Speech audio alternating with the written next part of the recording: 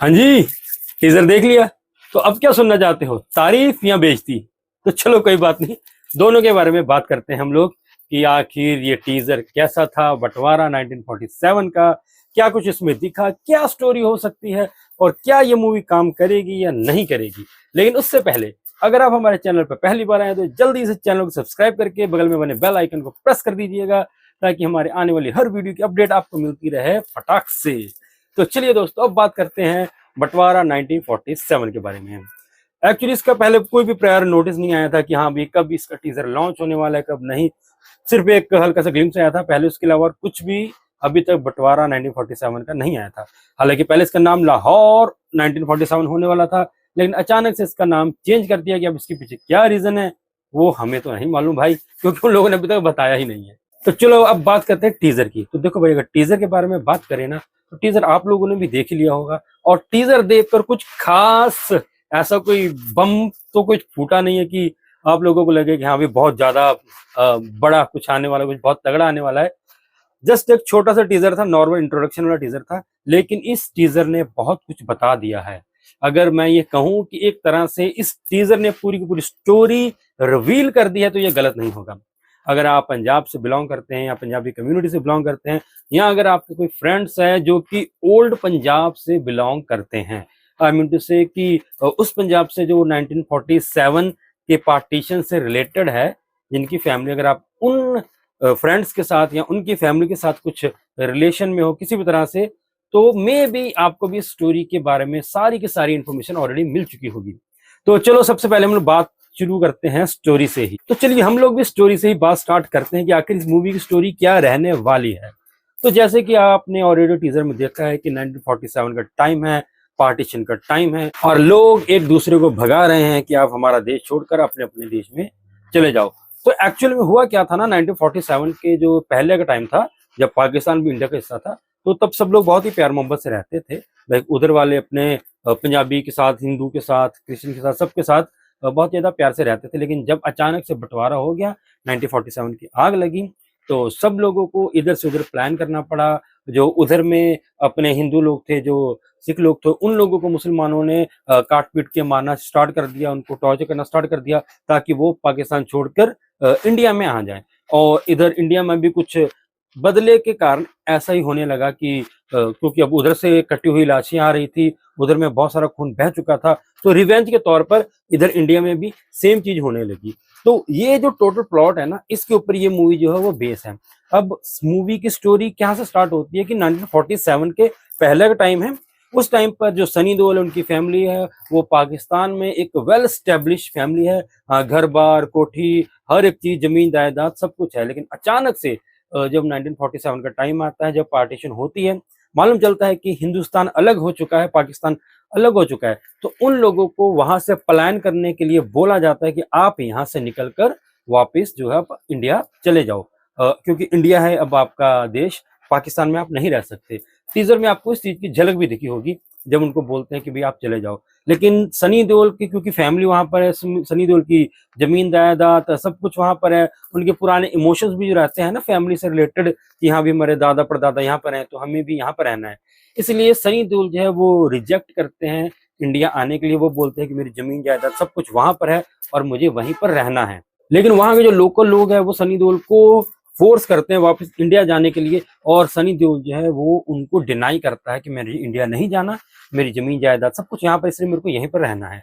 इसीलिए टीजर में भी आपने ये सीन देखा ही होगा कि वो बोलते हैं कि ये जो गली मोहल्ला ये खाली कर दो, वरना यहाँ पर खून की नदियां बह जाएंगी, वगैरह वगैरह, ये सब डायलॉग्स आए हैं। और सनी देओल जो है वो डिनाई करता है वापस जाने से कि मैं इंडिया जो है वो नहीं जाऊंगा, मुझे यहीं पर रहना है, और अकड़ कर बैठ जाता है। और वहीं पर फिर वो वाला डायलॉग भी आता है कि अ, तुम यहाँ पर क्या लड़ने आए हो? सनी देओल बोलता है कि मेरा इरादा तो नहीं था, लेकिन अगर झगड़ा हो भी गया है तो मुझे उससे इनकार भी नहीं है, मैं झगड़ने के लिए तैयार हूँ। कुछ ऐसा ही डायलॉग था सनी देओल का। तो वहीं से फिर जो ये लड़ाई की शुरुआत होती है, और उसके बाद धीरे धीरे ये बात ऐसे आगे बढ़ जाएगी कि फाइनली सनी देओल को पाकिस्तान छोड़कर इंडिया आना पड़ेगा। लेकिन तब तक क्योंकि बहुत देर हो चुकी होगी, और तब तक रास्ते में काटा पीटी खून खराबा स्टार्ट हो गया होगा। अब सनी देओल कैसे अपनी पूरी फैमिली को लेकर पाकिस्तान से इंडिया आते हैं, उस लड़ाई झगड़े के बीच में, उस काटा पीटी के बीच में, ये पूरी मूवी की स्टोरी रहने वाली है। तो स्टोरी के बारे में अगर बोलूँ तो बहुत ज्यादा यूनिक नहीं है। इसका थोड़ा थोड़ा पार्ट जो आपने ऑलरेडी बहुत सारी इंडिया पाकिस्तान वाली जो मूवीज है उसमें देखा ही होगा।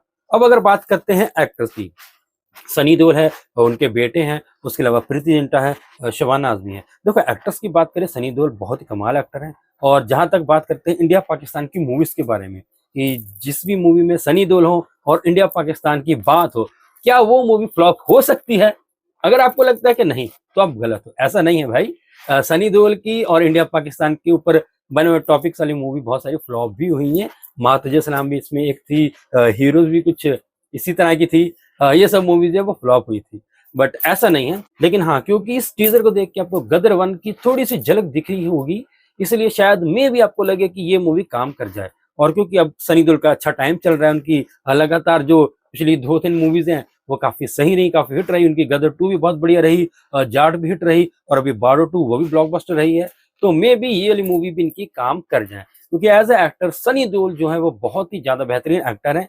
और स्पेशली इस जॉनरा की मूवी में जब वो चिल्लाते हैं, दहाड़ते हैं, मतलब एकदम पूरा पाकिस्तान में, तो थिएटर में तालियां और सीटी एकदम से बजना स्टार्ट हो जाती है। सो इसलिए सनी देओल इस मूवी को अपने कंधों पर उठाकर बढ़िया से चल लेंगे। और दूसरी अगर बात करें एक्ट्रेस की, तो प्रीति जिंटा। वे प्रीति जिंटा को देखकर जो वो फीलिंग आती है ना, जो वीर जारा वाले टाइम में आई थी, लाइक उसी तरह की फीलिंग आती है। नो डाउट बहुत ही बढ़िया एक्ट्रेस है, और उनका काम भी बहुत ही ज्यादा बढ़िया लग रहा है टीजर में। और उसके बाद बात करें अगर हम शबाना आजमी की, तो भाई वो तो एक लेजेंडरी एक्ट्रेस है। उनका भी जो रोल है वो बहुत ही बढ़िया है, और मेरे को लग रहा है कि वो सनी देओल की मदर का रोल प्ले कर रही है, और बहुत ही खूब लग रही है, वो बहुत ही जच रही है। उसके अलावा सनी देओल के साहबजादे, उनके बेटे भी हैं, काफी टाइम बाद वापसी कर रहे हैं मूवी में। अब उनके बारे में कुछ ज्यादा तो नहीं, एक हल्की सी झलक आई थी। अब मूवी में वो क्या करते हैं क्या नहीं करते हैं, ये तो मूवी आने के बाद ही मालूम चलेगा। ओवरऑल अगर टीजर की बात करें तो देखो भाई, टीजर में कुछ बहुत ज्यादा ब्लॉकबस्टर उन्होंने नहीं किया कि कहा जा सके कि हाँ भी बहुत ही जबरदस्त टीजर था, बहुत ही कमाल हो गया, लोगों को अंदर एक्साइटमेंट आ गई। क्योंकि ऐसा कुछ एक्शन या कुछ ऐसा तोड़ फोड़ नहीं दिखाया गया जो लोगों को एक्साइट करे। लेकिन मे भी उन्होंने संभाल के रखा हो कि ये सब चीजें जो हम लोग ट्रेलर में दिखाएंगे एंड देन एक्साइटमेंट बनाएंगे। अभी मूवी आने में तकरीबन 1.25 महीने बाकी हैं। बस इतनी सी रिक्वेस्ट करूंगा मैं फिल्म मेकर्स के साथ, भाई अब टीजर आपने डाला है ना, अब यहाँ पर खुश मत हो जाना, कुछ ना कुछ करते रहना। कभी कोई सीन आ गया, कोई सॉन्ग आ गया, कोई हल्का सा ग्लिम्स आ गया, कुछ ना कुछ आ गया, ताकि लोगों के दिमाग में ये मूवी बनी रहे।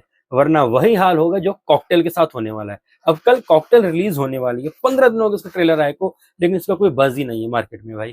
ना इसकी कोई ढंग से प्रमोशन हुई है कॉकटेल 2 की, ना ही कुछ और कल कॉकटेल 2 मूवी आने वाली है, और बिल्कुल भी रौला नहीं है, बिल्कुल भी लोगों को इसके बारे में अंदाजा ही नहीं है। हाँ, जो डाई हार्ट फैन होंगे शाहिद कपूर के, उनको मालूम होगा, उनको अंदाजा होगा कि हाँ भी ये मूवी आने वाली है। अदरवाइज कुछ खास ऐसा सोशल मीडिया में भी इसका खास हल्ला है नहीं, खास रौला है नहीं। तो ऐसा ना हो कि बंटवारा 1947 के साथ भी कुछ ऐसा ही हो जाए। बाकी अगर बात करें एक्टर सनी देओल और जो डायरेक्टर है राजकुमार संतोषी, तो भाई इन दोनों की जोड़ी बहुत ही जबरदस्त है, क्योंकि इन्होंने दामिनी, घातक, ऐसी बहुत ही जबरदस्त जबरदस्त जो है वो मूवीज बनाई हैं। घायल, इवन घायल भी इनकी एक मूवी है। लेकिन अगर बात करें कि लास्ट जो मूवी आई थी ना घातक, वो आई थी 1996 में, और अब है 2026, अप्रोक्सीमेटली 30 साल हो चुके हैं। उस टाइम पे इनकी जोड़ी बहुत ही ज्यादा सुपर डुपर हिट थी। लेकिन क्या अब 30 साल बाद भी लोग जो है इस सेम डायरेक्टर और एक्टर की जोड़ी को उतना ही प्यार करेंगे? क्या ये लोग वही मैजिक क्रिएट करने में कामयाब हो पाए हैं या नहीं, ये तो आफ्टर रिलीज ही मालूम चलेगा। अगर कैमरा वर्क की या सिनेमाटोग्राफी की बात करें तो ना, इस मूवी में ना बहुत कुछ फेक फेक लग रहा है।